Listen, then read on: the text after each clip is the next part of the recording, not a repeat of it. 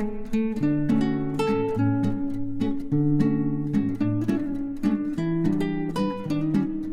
early morning here. This is our third and last day here in Amsterdam.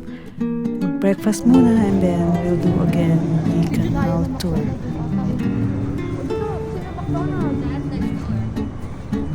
So what time they're open?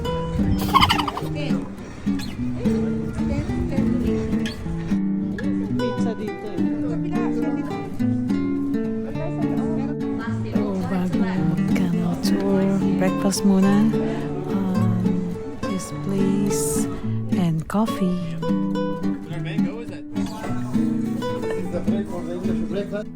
So this is our final canal tour.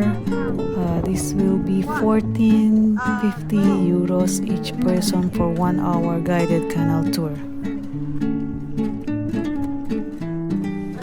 So we're already on board and this is our second and last canal tour. Here's Amsterdam. So ik spreek de hele tijd Engels omdat het makkelijker is. Iedereen als groep krijg je sowieso alle informatie van de computer, maar die spreekt niet heel veel. Ja, hij spreekt, maar goed. Yep, you've noticed the silence on the boat. It's like a party at my ex-wife's house. So on the left, one of my esteemed colleagues, his name is Robert as well, severe alcoholic and still working for the company. It's a weird thing. At this point we have Central Station, the red building, the coffee house, the white building. You guys got in the boat and the place what actually was the river mouth to the river Amstel going south, France and Belgium. At your left, you can find a floating Chinese restaurant. I think you could have figured that one out yourself. But it's the worst of what it can give you, so this is it. Now it's only gonna get better. However, I didn't want to talk about the building on the left. The building with the flags is the Maritime House. That building was built by 6 major seagoing companies because after extorting Europe. Some of these boats we see moored in this area. Now, houseboats are very expensive. There's only 2,500. It's a reduced number of houseboats. 300 euros per person per night. People on a stag party from England, even during Corona, would come and rent a houseboat. So fully booked for 2 years, many of these people fully recouped their millions investments in these houseboats. Connected with the wall to the first one, and there was a wall along this water. Referred to by the Amsterdam people as the gay houses, just because they're not straight. Now the positive side of this ship is the horn of this ship is so freaking loud, people complain. So people in houses complain when I honk my horn. But In the place we have come to call Amsterdam. green and then 3 white crosses. It's the coat of arms of Amsterdam. Red is the area of Amsterdam. You shouldn't build here, don't live here, all that stuff. And then the black bar, the reason why Amsterdam was built, is the river Amstel. And the 3 crosses say, protects us from fire, protects us from the plague, and protects us from the water. So those are the 3. My colleague, every time he says it's sex, drugs, and rock and roll, but it is. Alright, straight ahead. The oldest bridge of the city, the Magere Brug, built by 2 sisters.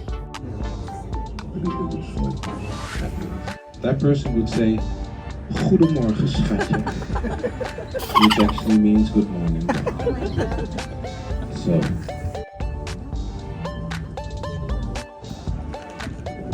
we're done with our canal cruise for this morning. So we'll go ahead with our walking tour. We'll just follow the directions given to us by Roxanne.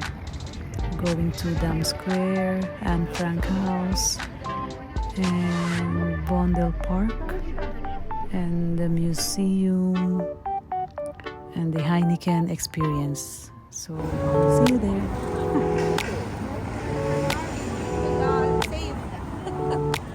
Itong gulong.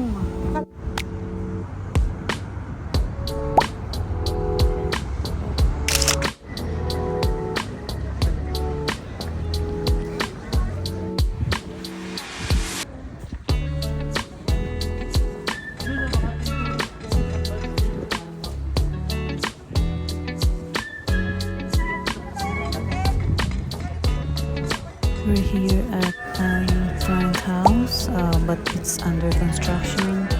So, closed siya. Hindi kami nakapasok sa loob. So, ito yung itsura niya.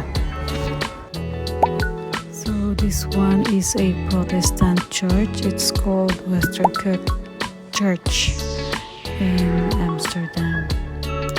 Malapit lang dito sa Jordaan district and doon sa Anne Frank House.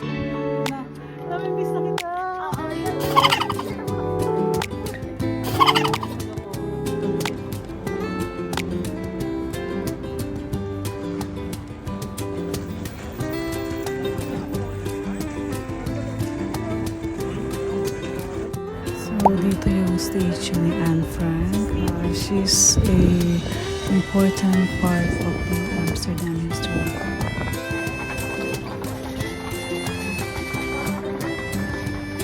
So now we're walking here around Jordaan district. It's known for historic buildings, lively local vibe, and the picturesque canals. Then walang masyadong flowers pa ngayon, so hindi pa kita yung mga colorful flowers dito.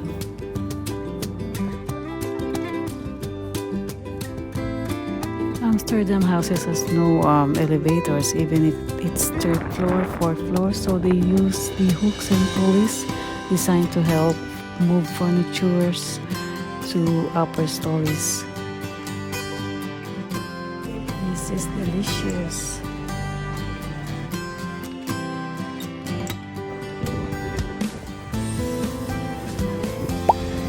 So we're still walking. We just passed and explored Jordaan district, and now we're here in the Theather district.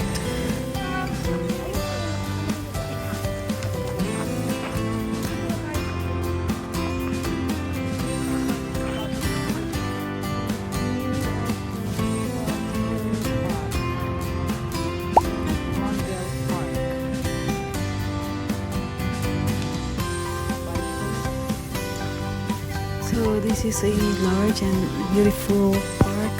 Maraming nag-bike, maraming nag-walk, maraming nag-picnic. And then dito muna kami magpapahinga para take a break sa walking namin. Kain muna kami ng snacks and then konting pahinga muna. Okay?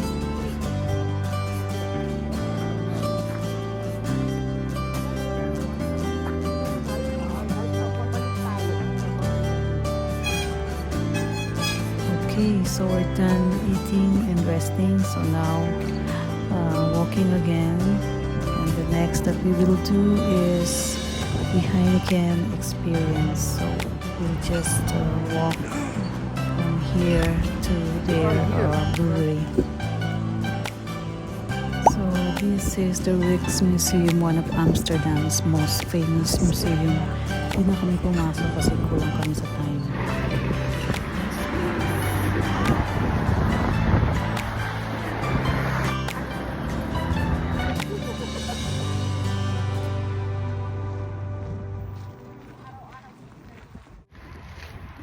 That's the Heineken. Okay, so this is the end of my walking tour, pero yung Heineken Brewery for the next video. Thank you.